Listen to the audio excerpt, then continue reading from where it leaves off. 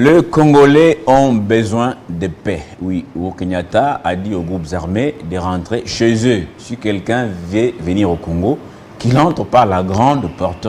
Chamaya Kassamba, bonjour et bienvenue. Bonjour. Je vous reçois pour les dessous des cartes. Vous avez suivi de près ces discussions de Nairobi. D'abord, il faut rappeler que ce n'est pas une première pour nous. En tout cas, on est habitués. Rappelez-vous, Sun City, même bien avant ça, il y a eu d'autres débats. Est-ce que c'est la bonne, cette fois? Écoutez, j'avais décidé depuis quelque temps de ne pas faire les dessous des cartes parce que très souvent, les choses que j'ai dit ici, beaucoup de gens apprécient. Juste après, les gens m'appellent pour dire « Ah, c'est vraiment juste ce que vous dites. Il faut que nos dirigeants adoptent, ou plutôt essayent de profiter de cela pour comprendre un peu ce qui se passe et surtout aller dans le sens de la préservation de nos intérêts. » Mais souvent, on ne les suit pas. Peut-être par excès de confiance, peut-être parce qu'on pense que on est plus dans le bon que ce que nous disons n'est pas bien sourcé. Mais le contraire s'avère chaque fois que les événements adviennent. Comme on dit en lingala, malobananganga. J'avais déjà dit que la République démocratique du Congo, notre pays, est une proie. Et donc une proie, il faut la protéger. Nous sommes grands, l'un des plus grands pays d'Afrique, ça gêne. Nous sommes riches, ça gêne, ou plutôt, ça tire des envies. Et troisièmement, nous avons vocation à régenter toute l'Afrique. Quand Frantz Fanon parlait de déclic qui partirait de la RDC, la gâchette dont parlait François, c'est parce que il avait déjà analysé la situation.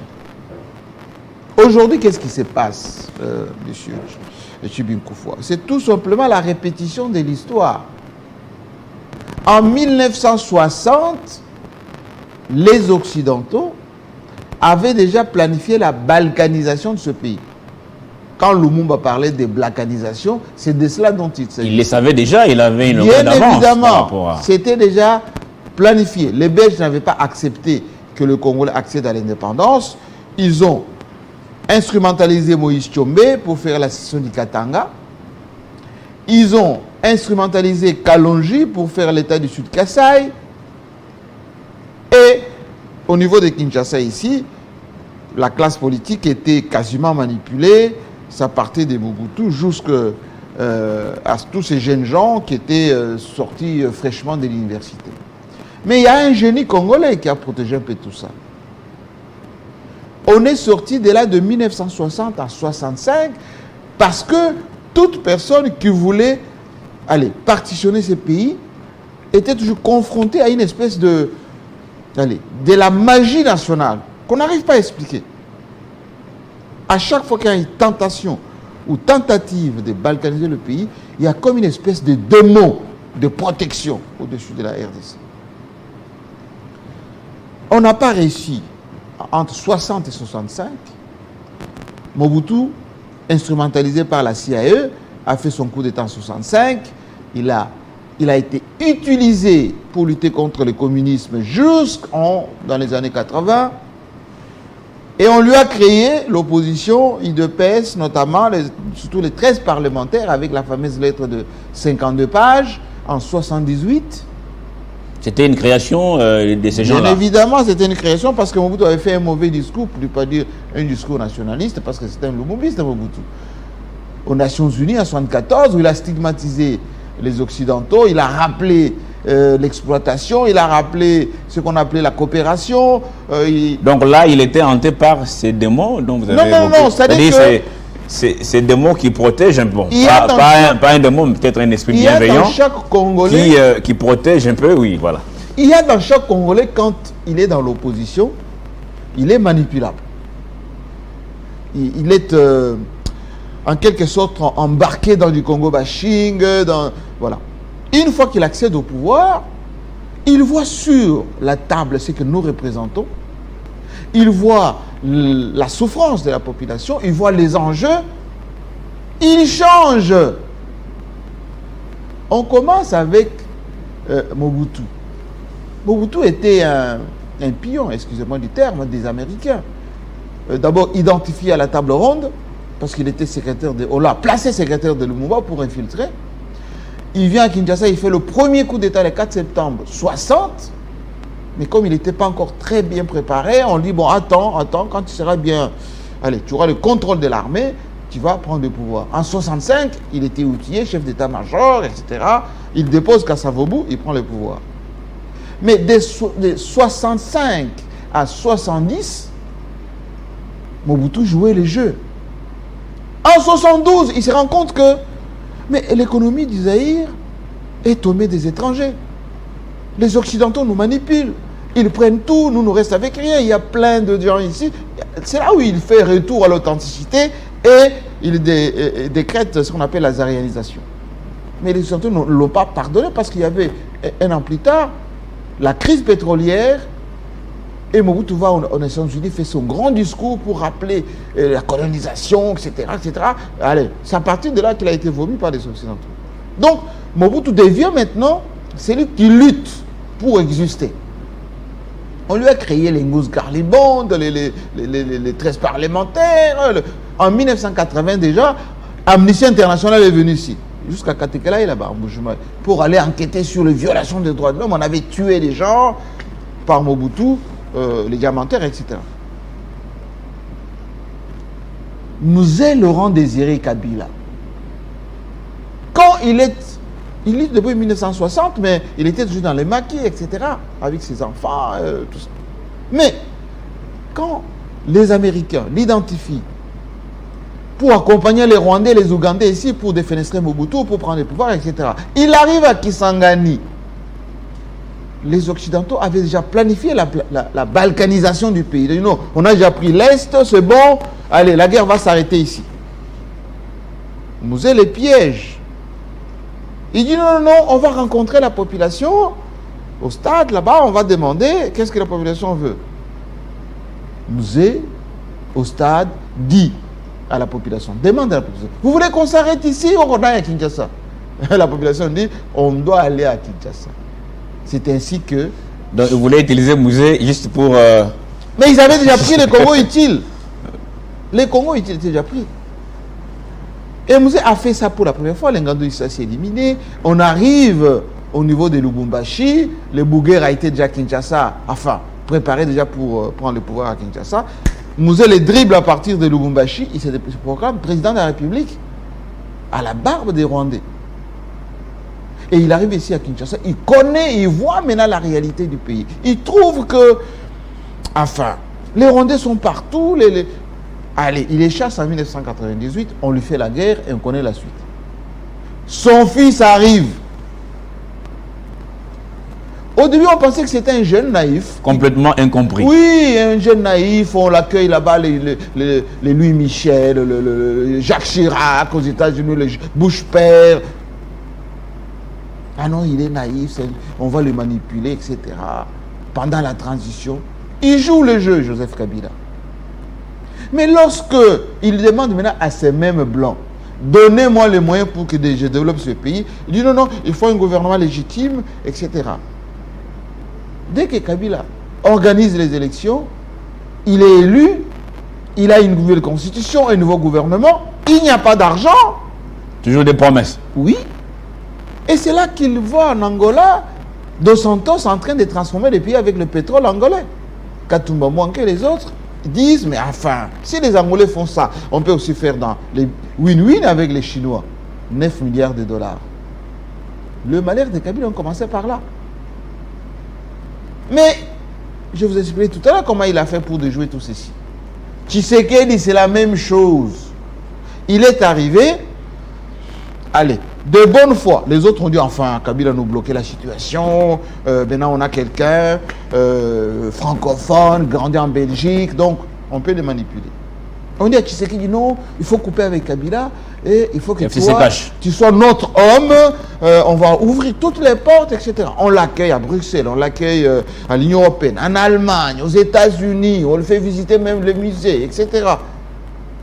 On envoie des délégués ici. Mike Hammer se pavane dans la ville, un peu partout. Il a même porté le nom du Kassai, il a mangé les manqués là-bas, à Kabaya et il a chanté la fameuse chemise en pagne. Il a chanté DRC is back. Mais je l'ai reçu ici.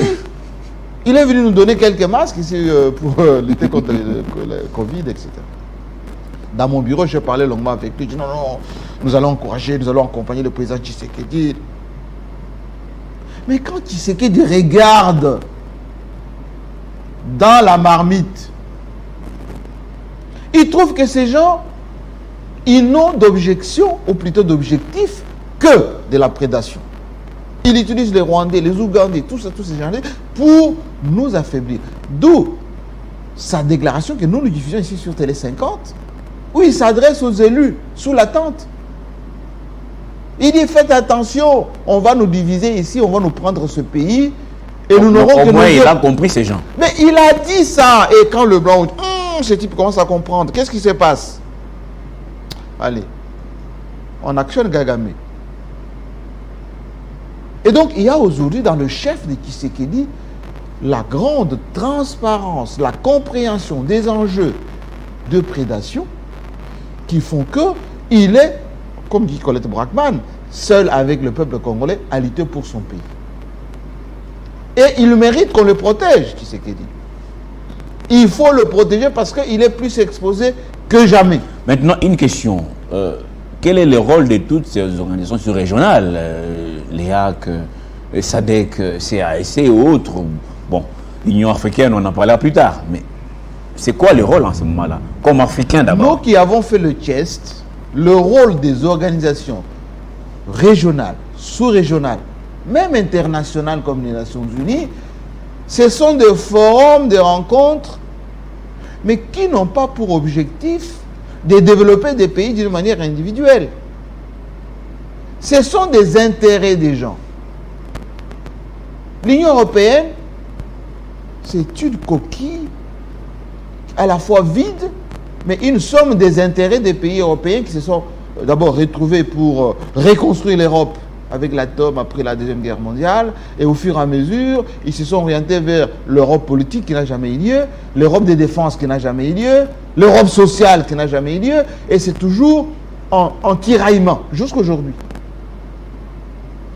L'Union africaine, c'est encore pire, parce que depuis 1963, lorsque on a commencé à mettre cette affaire, il y avait le groupe de Casablanca et puis il y avait les autres, les nationalistes comme les Kwame Nkrumah, les Modibo Keïta, etc. Les Occidentaux n'ont jamais voulu que l'Union africaine soit une organisation de défense des intérêts de l'Afrique. Et pour preuve, c'est financé par l'Union européenne. Même le siège d'Addis Abeba, c'est construit par les Chinois. Et même les cafés qu'ils prennent, c'est toujours mais bien évidemment, la Chine qui paye ça. Donc les décisions qui se prennent à Addis Abeba sont insufflées, ou plutôt soufflées par les Occidentaux. La BAD, c'est la même chose, la Banque africaine de développement. Les organisations sous-régionales sont sous coupe. Regardez la CEDEAO, comment la France manipule la CEDEAO. Et je vous donne un exemple simple. Au Mali, on a envoyé des barbouzes pour aller défenestrer le président là-bas, déguisés en mercenaires. Les Russes ont détecté ça.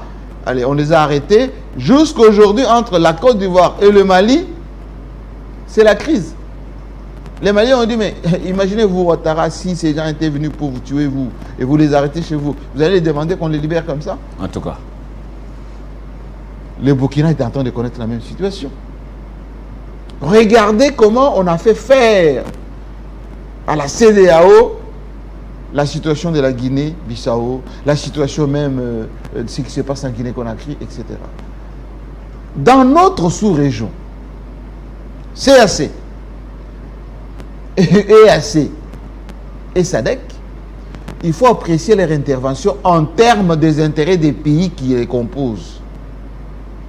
on ne peut rien attendre de l'EAC. L'EAC, c'est quoi? Donc, ceux qui ont conseillé Tshisekedi, notamment, d'adhérer à cette affaire, est-ce qu'il n'y a pas eu analyse, en tout cas, faite en amont? C'est-à-dire que je crois qu'ils se sont trompés quelque part. le président Tshisekedi était embarqué, on l'a fait embarquer dans une dynamique d'ouverture tous azimuts, et pour qu'il soit noyauté par des forces qui nous combattent.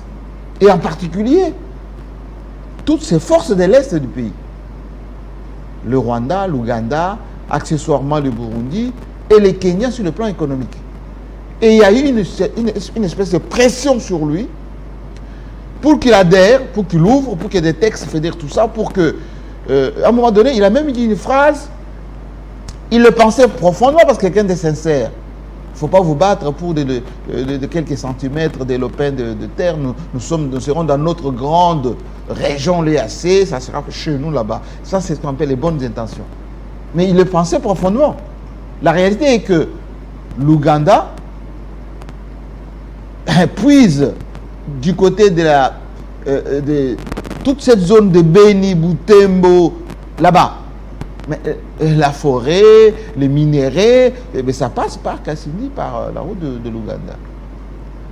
Et c'est pour ça que Kagame n'a jamais voulu qu'on fasse cette route-là, parce que si cette route-là est faite, ça coupe tout ce qui entre par Gisenyi ou par le lac Kivu, parce que Kagame touche énormément d'argent des transits.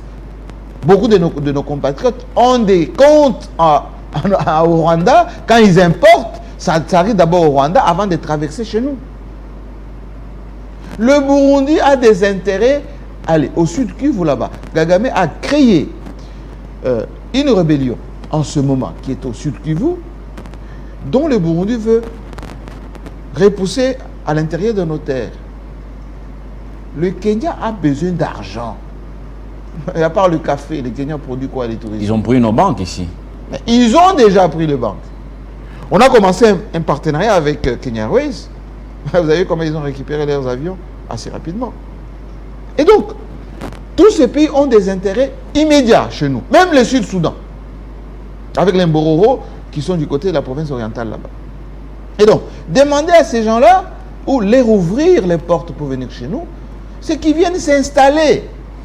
Déjà, mandat, une année renouvelable pour faire quoi? Non, c'est-à-dire qu'ils viennent s'installer d'abord dans les zones où ils ont placé leurs troupes. Ils vont exploiter les minéraux. Il y aura là-bas des trafics qu'on ne pourra pas contrôler. D'ailleurs, la MONUSCO fait la même chose depuis qu'ils sont là, avec les Indiens, avec les machins, tous ces petits pays-là que nous envoient, les Sri Lankais, les Bangladeshis, tout ça. Eh bien, le Rwanda fait la même chose depuis dans les Massissi, partout. L'Ouganda fait la même chose avec les ADF, qui est une rébellion d'abord rwandaise. Et les Burundi, dans la plaine de la Ruzizi, là, au sud Kivu, fait aussi la même chose. Et donc, l'idéal aurait été, je le mets au conditionnel, l'idéal aurait été, de consolider suffisamment nos forces armées, alors d'une manière rapide et exponentielle, de sorte que l'apport extérieur soit minoré. C'est ce que Joseph Kabila avait fait. Quand il arrive, il y avait des troupes étrangères chez nous ici, que Mouzé avait fait venir pendant la transition. Y compris d'ailleurs les Zimbabwéens qui étaient là. Il y avait tout le monde ici. Tchadiens, Zimbabwéens, Angolais, il y en avait plein. Après Sun City, objectif numéro 1, il faut que les troupes étrangères rentrent chez eux, qu'on s'organise à l'interne. Il faut brasser ceux qui étaient dans la rébellion, mais en même temps, il faut former notre armée. Quand on dit notre armée a été infiltrée, mais tous ceux qui ont signé à Sun City, toute la classe politique, Etienne Tshisekedi, Jean-Pierre Bemba, Urubé Roy, le gouvernement central, société civile, tous ces gens-là ont signé le brassage, le mixage pour gagner la paix. Et donc, s'il y a infiltration... Et la paix qu'on n'a jamais gagnée finalement. Je vous informe. S'il y a infiltration, tout le monde a demandé à ce qu'il y ait infiltration. Ou tout le monde a cautionné l'infiltration. Mais comment faire pour se défaire de cette infiltration? Qui a pris d'ailleurs maintenant des racines, hein, oui, faut dire. alors, qui a pris des racines. Il aurait fallu faire, une armée nationale, et au fur et à mesure qu'on avançait, les gens qu'on avait infiltrés, on les envoie à la retraite, certains on les autres, on met les Congolais pur sucre, si vous voulez que je parle le même langage que tout le monde. Mais pas stigmatiser un président qui était un des signataires. Parce que si on dit, on a infiltré l'armée, mais quand vous avez signé à Sun City, ce n'était pas Kabila seul qui avait signé à Sun City. Est-ce que les Congolais avaient fait cet accord, ça a été signé innocemment ou poussé encore une fois par des pyromanes? Il y avait d'un côté la pression des prédateurs pour essayer de rapprocher notamment leurs pions de la gestion de la chose publique. Rappelez-vous qu'il y avait la Troïka ici qui gérait le pays, qui co-gérait le pays pendant la transition. Mais comment Kabila a fait pour se délester de cela? Entre 2006 et 2011. Swing, vous vous rappelez Swing? Je connais le monsieur. Eh bien, Swing était ici comme un proconsul, accessoirement avec les Français et les Russes. En 2011, 12, 13, 14, il n'y avait plus cette même mise. Jusqu'en 2018, on a organisé les élections sans l'intervention extérieure. Autrement dit, et je vais répondre à votre question. Aujourd'hui, les challenges que le président Tshisekedi a, c'est de capitaliser sur l'appel général qu'il a fait pour recruter au maximum des jeunes Congolais. Mais ces jeunes Congolais doivent être formés assez rapidement. Nous avons beaucoup de centres de formation. Kitona, Moura. On a beaucoup de centres de formation. Il faut mobiliser des moyens financiers conséquents. Si on a mobilisé 14 milliards de dollars, allez, on ponctionne 2 milliards là-dedans. 2 milliards, rien que pour la formation. 1 milliard, rien que pour l'équipement. On diminue les trains de vie de l'État. On achète des drones, on achète des avions, on achète de bateaux pour gérer nos côtes. On fait comme en Israël, messieurs, des forces de réserve. Bon. Et on va nous respecter. On n'aura pas besoin de l'EAC, on n'aura pas besoin de tous ces gens. Avant d'y arriver, parce que vous avez bien expliqué le travail abattu par Joseph Kabila, oui. Parce qu'il fallait de plus en plus faire répartir un peu ce qui était venu, oui. Entre guillemets, nous aider parce qu'il n'y a jamais eu de l'aide. Est-ce qu'en acceptant, la MONUSCO ne veut pas partir? Vous avez suivi. Mais elle ne partira pas, au-delà des demandes et autres, la MONUSCO est toujours là. Elle ne partira pas. Maintenant, on ajoute d'autres armées de la région. Est-ce qu'on a fait marche arrière finalement? Est-ce que là, on a reculé de plusieurs pas? Si, on a fait marche arrière et on se piège soi-même. Ça devient beaucoup plus complexe maintenant. On se piège. Pourquoi? Parce que ces gens qui arrivent, ils affichent les bonnes intentions. Nous venons pour vous aider, etc. Mais une fois qu'ils sont sur place, ils auront du mal à partir. Ils découvrent les beefsteaks. Mais bien évidemment. Pourquoi la MONUSCO ne veut pas partir? Mais parce que la plupart des commandants qui viennent ici, ils construisent chez eux. Sont des affairistes. Mais ils construisent chez eux. Moi, j'ai quelques amis qui ont été à la MONUSCO et qui vous disent j'ai construit ma villa au Burkina Faso, au Sénégal, parce que j'étais en RDC. Pendant que les Congolais sont de plus en plus misérables et malheureux. Bien évidemment. Et donc, ces gens-là, ils ne vont pas repartir aussi tout bonnement comme ils sont venus. Il va y avoir oh non, il y a encore des escarmouches là-bas. Quand on va stabiliser la situation, comme ça, il faut... Ou même peuvent aussi recruter d'autres jeunes gens sur place, créer d'autres groupes armés pour justifier leur pérennisation. Mais non, Kundano Job dont parlait le monsieur de la MONUSCO, c'était par rapport à ça. Et donc, ils viennent, on va dire, de bonne foi, ils découvrent le beefsteak, ils créent la déstabilisation, ils s'installent. C'est comme ça qu'il faut plutôt réfléchir à l'envers. D'un côté, vous restez dans la diplomatie. Allez, on se caresse dans le sens du poil tout le monde. Derrière, vous vous organisez. Moi, j'étais triste quand j'ai appris que certains de nos recrues tournent un peu là-bas à Goma, d'autres qui sont en Boujima et cherchent de quoi manger. Il faut absolument qu'on donne les moyens au général Kassonga. Et ça, c'est de la urgent. logistique. Plus qu'urgent. Il faut que dans ces zones militaires où on recrute, qu'on mette à la détente, qu'on approvisionne en nourriture et qu'on forme. Qu'il faut faire venir même des instructeurs étrangers, qu'on les forme, ces jeunes gens. Que ce ne soit pas la chair à canon facile, on forme ceux qui sont déjà capables, on les envoie dans les opérations. Alors, revenons un peu à Nairobi. Est-ce que vous ne donnez aucun crédit à ces résolutions? Ça, c'est ce qu'on appelle de l'anesthésie temporaire. En langage simple, on crée les dilatoires, des négociations, mais dans tous les pays où il y a des conflits, il y a toujours des conciliambules. Les conciliambules, c'est fait pourquoi? Pour générer de l'argent, les perdièmes, pour louer les salles, les avions, payer les hôtels, etc. Les conciliambules ne rapportent jamais rien, pas rien du tout. Enfin, regardez ce qui se passe entre l'Iran et les États-Unis et l'Union européenne et tout le monde sur le nucléaire. Ça fait presque plus de 10 ans. Et regardez ce qui s'est fait entre Israël et les Palestiniens.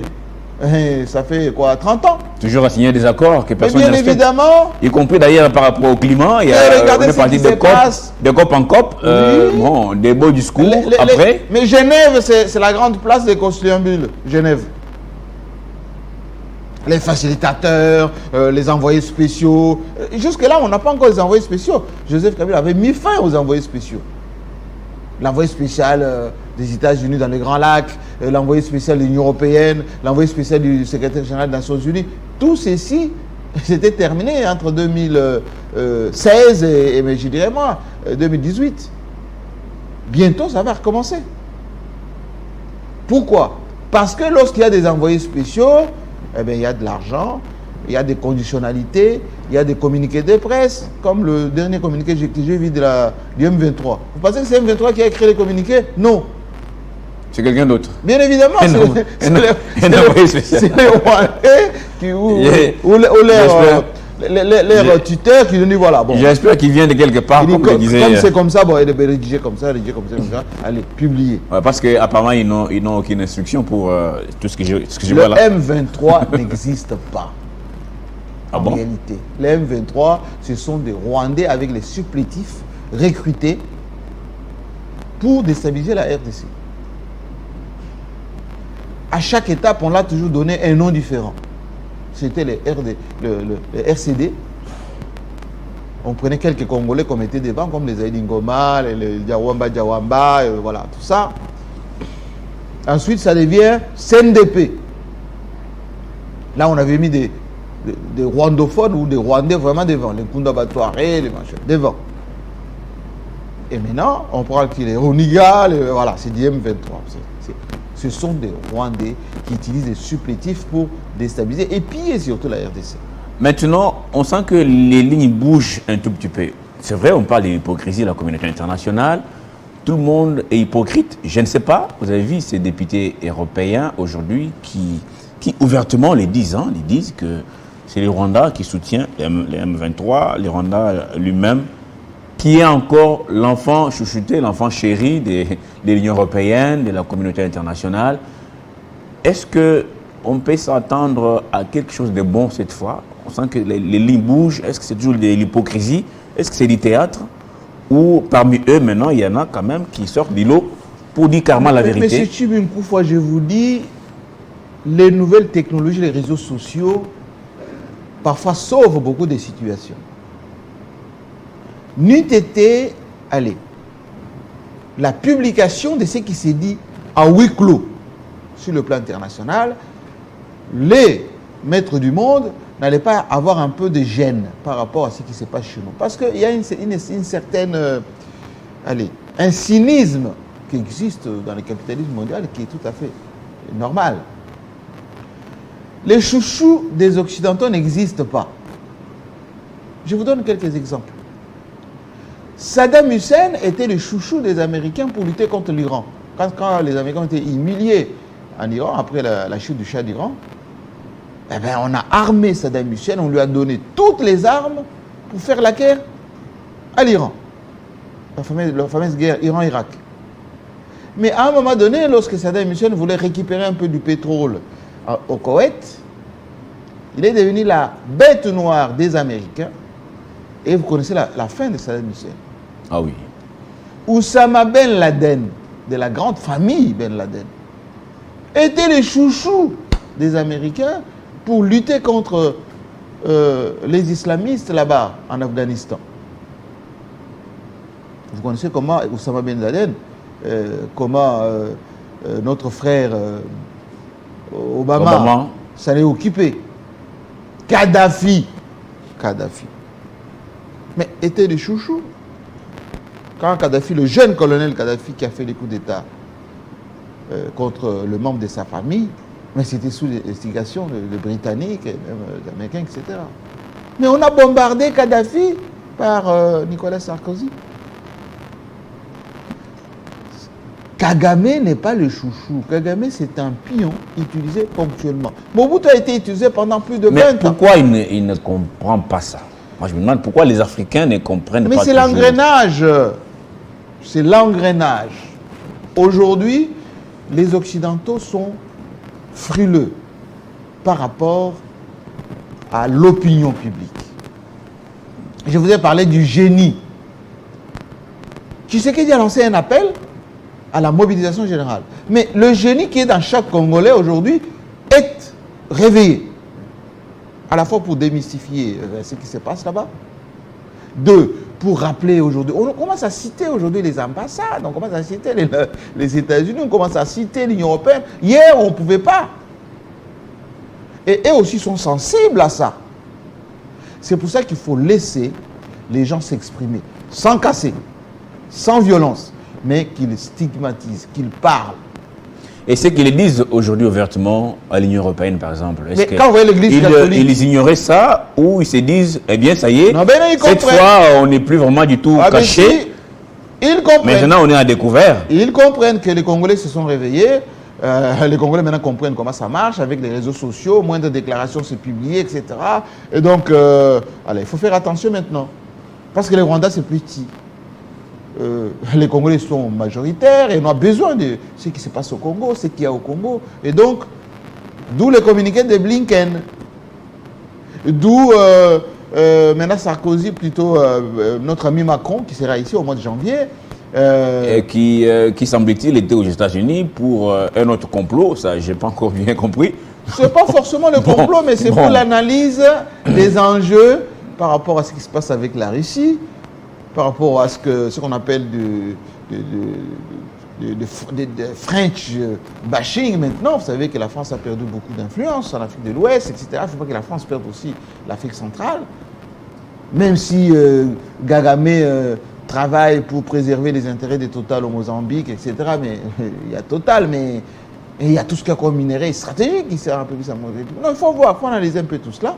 Et notre président, je pense bientôt, il va être reçu là-bas aux États-Unis. Les équipes d'avance sont déjà parties, etc. Voilà. On va essayer d'analyser maintenant quelle est la voie de sortie pour sauver à la fois la face pour tout le monde. Et vous allez voir que nos amis là, enfin les Rwandais M23, ils vont commencer à multiplier les appels de pied. Je vais poser cette question parce que là, on va pratiquement chuter. Vous avez suivi, juste après la publication des résolutions prises en Nairobi, je sais que vous n'y croyez pas, en tout cas pas du tout. M23 a publié son fameux communiqué là, on en parle tout à l'heure, avec autant de conditions, notamment dialoguer avec Kinshasa avant de se retirer de ses positions. Quelle doit être l'attitude de Kinshasa? Tout ça, c'est rien. Tout ça, c'est rien du tout. Il faut que l'opinion nationale fasse pression sur les donneurs d'ordre, les Américains, l'Union européenne, la Grande-Bretagne, l'opinion. 2, il faut que le gouvernement congolais, allez, les prenne au jeu. Comme ils ont envoyé la ministre de la Justice à la haie. Voilà les preuves. 300 personnes exécutées, y compris les enfants. Vous parlez, voilà. Les enfants. Il faut qu'une vingtaine, une quinzaine d'ONG portent plainte, déposent plainte au niveau de la CPI, là-bas, de la Cour pénale internationale. c'est leur droit. Jean-Pierre Bemba a été inquiété pour ça. Ou les Thomas Lubanga, etc. 300 ONG congolaises. Ils vont déposer plainte contre Kagame, contre là-bas. Vous allez voir que ça va bouger. En même temps, en interne, il faut que le président Tshisekedi parle à ses compatriotes, autrement dit, la classe politique. Qu'il consulte Joseph Kabila, qu'il consulte Mouzito, qu'il consulte Fayoulou, qu'il consulte Kamere, publiquement, ou d'abord en douce d'abord, ensuite... Pourquoi pas Matata Tampogno aussi. Matata Tampogno. On a suivi ces sondages, oui. Comme quoi il semble-t-il être leader côté opposition. Il ne faut pas que les gens qui sont autour de lui disent non, non, c'est un aveu de faiblesse. Non, qu'il les consulte, dit voilà. Maintenant, c'est enjeu national. Tochanan Pemil Magamba, élection 2023, sauvons notre pays. Bon, comment ça s'est passé, Joseph Kabila? Comment vous avez contourné l'embargo? Tobé Tara bon. Bon, Kamere, yo, côté Est, vous avez un influent. Comment on peut faire? Fayoulou, bon, populisme, tout ça. Comment on peut faire? Koutani na Kuzu, Bongisi. En même temps, allez, Kazadi, ministre de Finances, 2 milliards mettez à disposition, centre de formation, équipement, etc. Vous allez voir que quand on va faire des frappes à Bunagana là-bas, vous envoyez les drones. Hein? Il y a des drones qui peuvent voler jusque là-bas, avec des charges.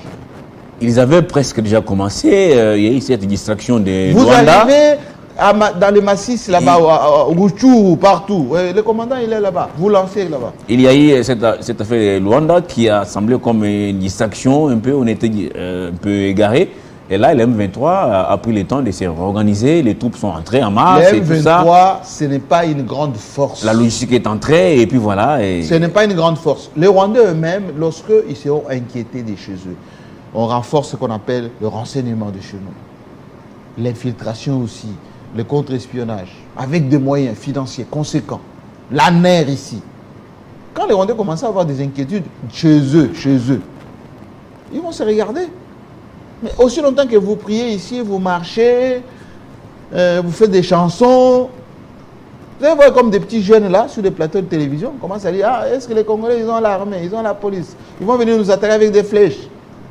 Parce qu'ils ne sont pas inquiétés chez eux. Ah, trop arrogant, en tout cas, on va terminer par ici, Makasamba, une dernière question. Est-ce que les médias ont les rôles à jouer, les médias congolais, les rôles à jouer? Est-ce que les pouvoirs vous approchent, notamment vous qui êtes président provincial ici à Kinshasa, est-ce qu'il y a une PC de manière générale?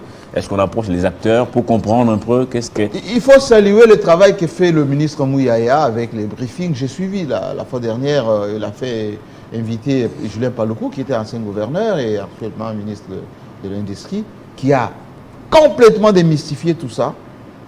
Mais Mouyaya parle avec beaucoup d'assurance, avec beaucoup de dynamisme, mais il n'a pas suffisamment de moyens non plus. La politique, la guerre médiatique, elle s'est faite avec de la technologie, des moyens financiers et des moyens humains. Il faut qu'on arrête sur des chaînes de télévision des émissions, excusez-moi du peu, des prédications, des chansons, etc. Il faut qu'on parle au pays. Parce que si on nous prend la moitié là, du pays là-bas, de Kisangani jusqu'au sud Kivu, c'est le vrai Congo utile. Toutes les matières premières stratégiques, c'est là-bas. Vous pensez que quand toutes ces ONG arrivent... C'est la partie la plus riche, semble-t-il, plus que même les grands Katanga. Mais c'est le Congo utile. C'est le Congo utile. À Kinshasa, ici à l'ouest, on n'a que du sable ici. Il n'y a rien. Quand vous voyez, ils s'acharnent là-bas. Il y a du pétrole, il y a du gaz, il y a toutes les matières stratégiques. C'est là-bas. Et donc, nous devons installer là-bas des bases militaires. De vraies bases militaires. Des frégates là-bas sur le lac Kivu, le lac Albert, des radars là-bas antiaériens. Et vous allez voir qu'on va nous respecter. Nous avons beaucoup de population là-bas. Mais si vous pensez que c'est au palais du peuple ici, avec du boucan que vous faites ici, vous marchez dans la capitale, ils se moquent de nous quand ils voient ça. Donc, médiatiquement parlant, les réseaux sociaux aidant, il faut aussi soutenir les forces d'autodéfense locales là-bas. Enfin, ceux qui sont à Bunagana, ceux qui sont au Ruchuru, les fournir pour qu'ils puissent Vous savez, ils ont essayé de saboter l'antenne d'Orange là-bas pour couper les Massissi. C'est parce qu'ils savent que la force des téléphones, c'est ça qui nous envoie des images, ce qui se passe sur place. Mais il faut que nos services d'intelligence amplifient ça. Israël résiste parce que dans tous les territoires palestiniens, on a recruté des Palestiniens pour infiltrer. Et ils ont l'info. Il n'y a pas plus guerre que la guerre de l'info. Les pays européens ont neutralisé les télévisions russes, les réseaux russes. Pourquoi? C'est parce que l'information, c'est la première arme. Et donc, bravo à ministre Mouyaya, qu'on lui donne plus de moyens. Nous sommes là pour encadrer la presse. Il faut qu'on travaille sérieusement. C'est pour notre pays. Ce n'est pas pour sauver le soldat Tshisekedi pour 2023. Non. Parce que si ce pays est partitionné, 2023, vous allez gérer quoi? En tout cas, il n'y aura rien en 2023 Voilà. si le pays est entre les mains des ennemis. Jean-Marie Kassamba, en tout cas, je vous dis merci. Merci pour, à vous. Ces analyses très, très pertinentes, largement commentées, surtout sur notre chaîne YouTube, Banamboka Congo. En tout cas, je passe l'antenne à la rédaction langue pour les infos en langue. Rendez-vous la semaine prochaine, même heure, même plateau, même antenne, avec le même plaisir. Au revoir.